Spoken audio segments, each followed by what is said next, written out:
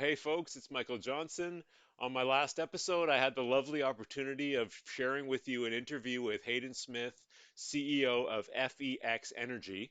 And today, in today's episode, I'm going to go through some super simple, super basic sketches, a brainstorm of the big picture and the entire story of FeX Energy's contribution to decarbonization.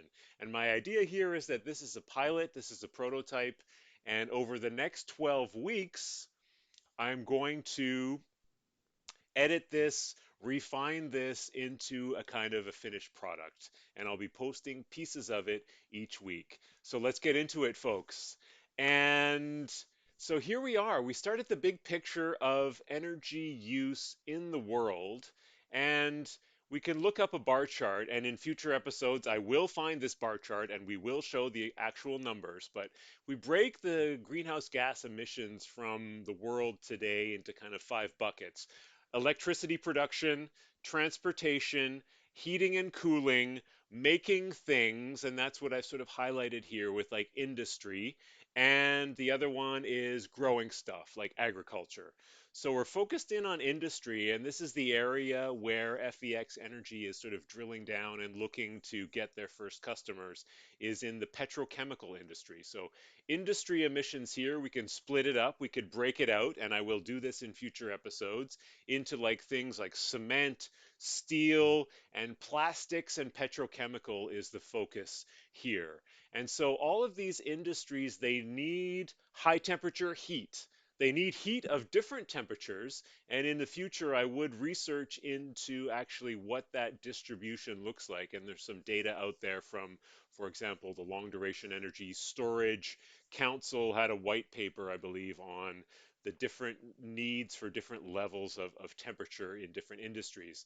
So what FEX Energy is targeting is specifically the petrochemicals because they need sort of temperatures up to 900 degrees Celsius. And there's a spectrum here of temperature requirements, and for the very, very high temperatures, like up to, I don't know, whatever, 1500 degrees Celsius, maybe Kelvin even, in things like cement and kilns and calcination of chemical products, we would need ultimately hydrogen. You would need chemical combustion, or it could be direct iron combustion. And we'll get into this maybe in future episodes. But stuff like 900 degrees and below, this can be electrified. So we can install heaters to electrify that heat. And if that electricity is delivered through, decarbonized manners, then we have succeeded in decarbonizing the contribution from this industry.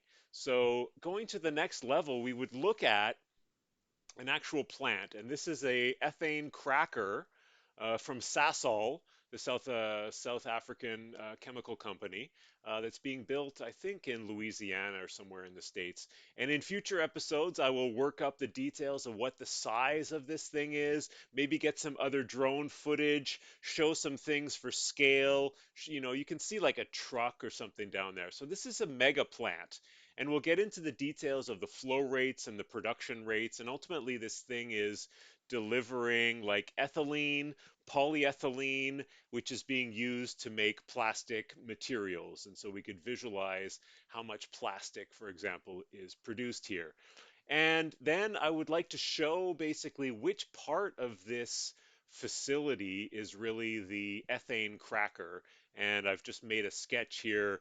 There's no engineering basis for this sketch. I just know that generally these sort of things are like a lot of tubes, big heat exchangers with like cooling towers or like chimneys and exhausts. So I've sort of sketched something here just to show you in a black box. I mean, this is like basic thermodynamics 1, is kind of like this idea of like a control volume. You have a box, you have inputs and outputs, and you have conditions, temperatures, pressures, and state conditions of those gases inside. So if we think about the flow process for this ethane cracker, ethane, C2H6, comes in. That's a feedstock, and that's been processed upstream, you've taken like natural gas that's come from, say, fracking somewhere in the US or wherever, and then it's been sort of split into the various components. You've taken away the CH4, the methane, you've delivered that probably in natural gas like pipelines for other industry uses, and you've separated out the ethane, the C2H6.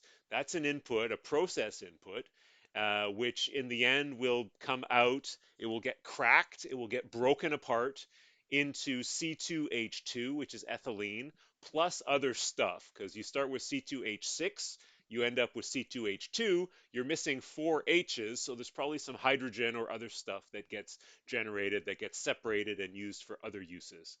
And so that's the process flow through. And in order to instigate that chemical breakdown of that ethane, you need high temperature heat and maybe some steam also. And to generate steam, you also need high temperature heat. So typically, to generate that high temperature heat, you have methane that comes in, CH4, and you have some burners that burn the methane to create high temperature heat that cracks this process. So the methane is burned and it produces CO2 out. And that is where the greenhouse gas emissions of this process come from primarily, is from burning of methane in order to create the heat that's needed to react and break down the ethane into ethylene. So the whole idea with decarbonizing this process is that we're going to electrify that heat. We're going to retrofit, say, this plant. We'd take out the burners and we'd install instead e-heaters, electric heaters, heat pumps or other design. There's many different designs, and this is a whole other episode potentially on its own.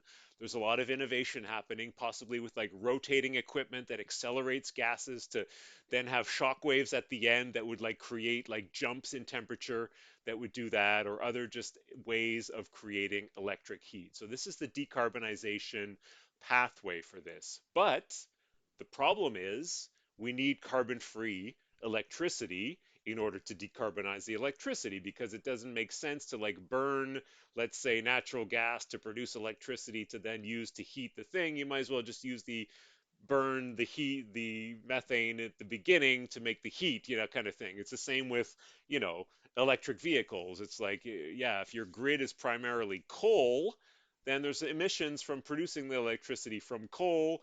You're not producing emissions at the tailpipe of your car, but you're producing them at the tailpipe of some other facility. So the next part of the challenge is decarbonizing the electricity. And there's sort of two pathways that I've considered for that. And we'll get into that a bit later. So essentially, we need electricity. So the next step of this analysis for me in coming episodes would be to do a ROM analysis, rough order of magnitude. So this is a rough order of magnitude. When I put my thumb like this, that's like, like this, like approximately, roughly about this big. This is the kind of level of analysis that I'm doing here on the energy sketch, of course, as we sketch things on the whiteboard, right?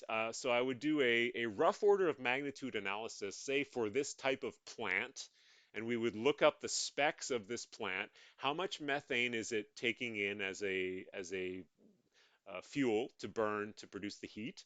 We take the lower heating value of the methane, we'd convert this into a megawatts, and that would be roughly the megawatts of electric power that we would need to come into the facility to produce enough heat. So we'd look at this, and then based on the location where it is, we could figure out how many wind turbines, how many solar panels, roughly, would we need. And I want to add that on to this like Google Earth. Imagine like you zoom into this plant, you zoom out and you see like a field of solar panels and a bunch of wind turbines sticking up across the horizon. And that shows the scale of power that you need to decarbonize this system. So then, there's sort of two pathways we can go down with the electricity. And one of them would be to replace it with like local renewables. Like I just said, the plant itself would grow its footprint and would install like fields of solar panels and wind turbines that would be connected, let's say, exclusively to their facility. And so there's a couple of issues there, right? Is that like, well, the sun goes up, sun goes down, And these are chemical plant facilities that need to be running like continuously. So what I'm plotting here is sort of the energy demand versus time. And this dotted black line here is essentially would be the demand, the megawatts that are needed from the chemical plant to maintain constant production, because these things cannot ramp up and down very rapidly. And if you shut the thing down, suddenly you got to flare all this gas, causes a lot of issues, takes a long time to start back up. So this is a real challenge for these chemical facilities. They need constant level power. And so I'm showing different time scales here. Okay, so this is plotted over like year. This is winter, summer, winter. And you could imagine that in the summer, wherever you are, there's going to be more solar available overall, right? So of course, the amount of power that you're getting from this solar farm and these wind turbines is varying by the second, by the minute, by the hour, by the day, by the week, by the month, and by the year, by the season. So we need to have a way to understand that, and we will need storage. This is where we're going here. We're going towards the need for storage, and we'll get into it later of all the options for storage. And FEX Energy is one of those options for storage of electricity that's particularly well suited for this petrochemical facility use case. So you can imagine in winter, maybe there's less because there's less sun, especially if you go further north. And in the summer, there's more sun. So we have a kind of a superpower, you could say. In the summer, we have abundance of electricity. We have more than the demand that we need. So what we want to do is store that energy so that in the winter, we can boost up. When we don't have enough in the winter, we boost it up by using stuff that we've stored. Or, if we really have way too much, we could sell it to our neighbors, sell it onto the grid or other things. So this theme is going to come back at different time scales. So this is one sort of more extreme time scale where you want to store excess energy from the summer in order to burn it for the winter. And we know this, right? We as a species, we know how to do this. It's called firewood, right? I mean, this is why you chop down logs and people in their backyards would have huge piles of wood. I mean, piles of wood in your backyard is seasonal energy storage. And this is what we've been doing since we discovered slash harnessed slash started developing fire, right? So this is a common theme in our DNA, in our ancestry. But this theme, goes also over the weeks. So you can imagine sometimes there are these events called doldrums, where maybe it's cloudy for a whole week, there's no sun, and the wind drops suddenly. So, oh shit, what do you do in that case if you're trying to generate power locally from wind turbines and solar panels? You need storage at the scale of like weeks or hundreds of hours, multiple days type of thing. So that's another thing. And then also you need it at the sort of hourly, every minute, every hour sort of thing. You need to be shifting this load around and managing this. So you need other systems for that. This is a whole topic on its own, but roughly what I'm trying to show you here is the need for storage at different time scales. So that's one way that we could get our renewable energy if we wanted to do it. We, as operator of that chemical plant, wanted to do it ourselves by installing an adjacent field of solar and wind. The other way is, and the other challenge for our society also, is that we use the grid, right? So this facility would plug in to the grid from whatever jurisdiction they're at, whether it's Louisiana Power or whatever that it happens to be. And the issue there is going to be as we ramp up more and more the renewables is going to be the prices are going to start varying, and potentially there are going to be times, again, when you're in this doldrum time, right? There are a lot of people on the grid that still want power. And so there's going to be more and more demand, less supply if we have a doldrum period. So boom, the prices potentially are going to peak up. And you could show some graphs. I may try to do that in the future, actually show electricity price trends where the prices spike up significantly during peak demand periods.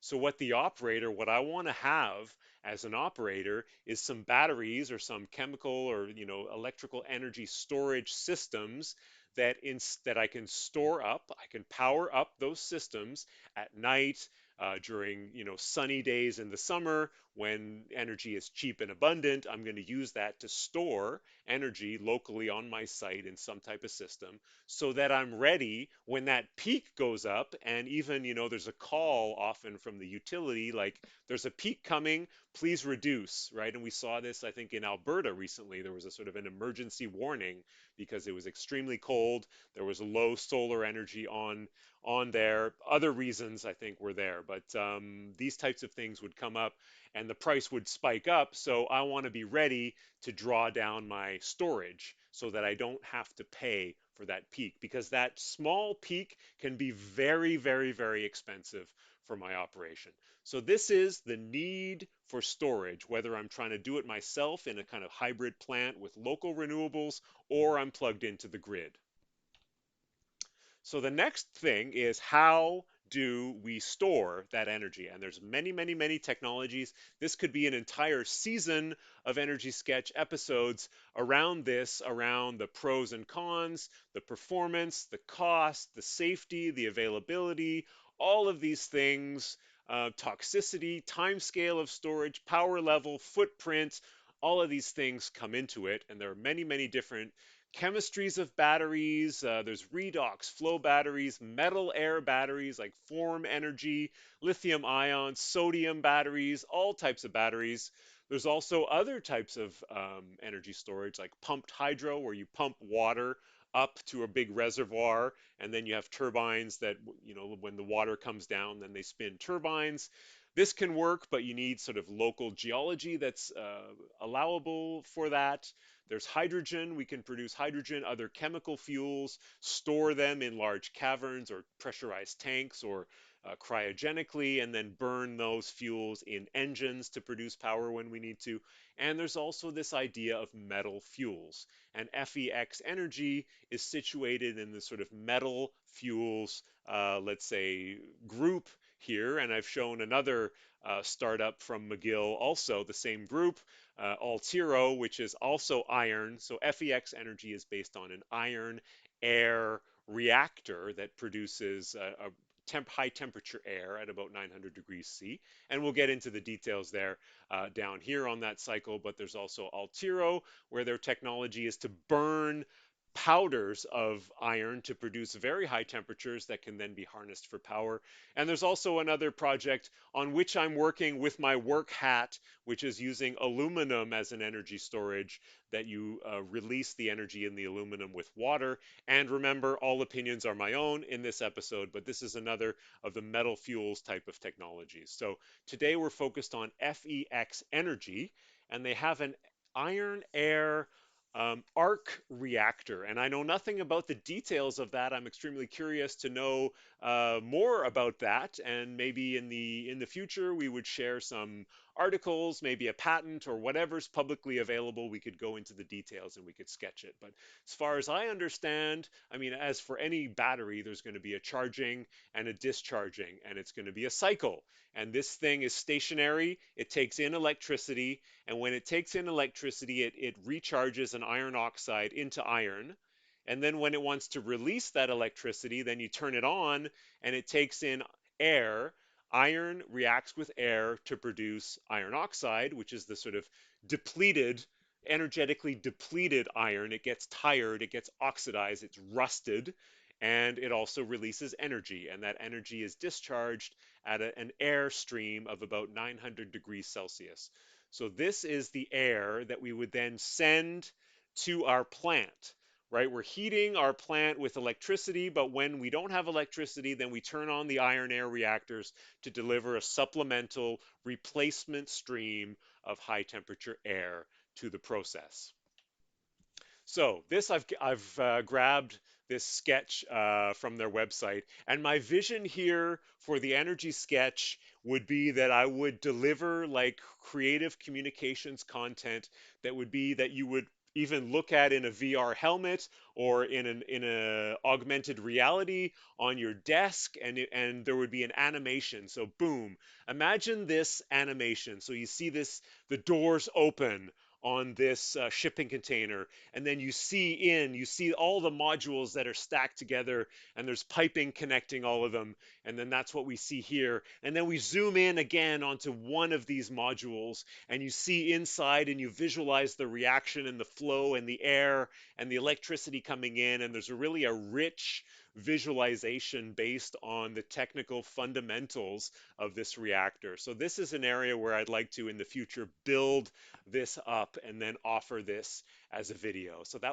that's the kind of brainstorm for me of what the energy sketch could deliver as creative communications content for FEX Energy and lots of other research groups and startups and all of this good stuff. So thank you so much for tuning in, folks. And this is season 5 of the energy sketch. I took a few weeks off because I realized I didn't take any breaks last year, and I like to work in 12s. And so if you're watching this live when it premieres, it's 12:12 p.m. Eastern Time on Monday at youtube.com/@energy_sketch. And in future, I'm going to really double down on this seasonality. And my vision for this season is that I've just declared here the brainstorm of the season. So each week, we're going to work on parts of this thing that are still just sketches. We're going to add in details. And at the end of the 12 weeks, we're going to produce something. We're going to deliver something that's going to be nice, edited, and let's see what we can do. So thanks so much for tuning in, folks. It's great to be here. Wish you a wonderful day. Thanks so much for tuning into the Energy Sketch. Toodaloo!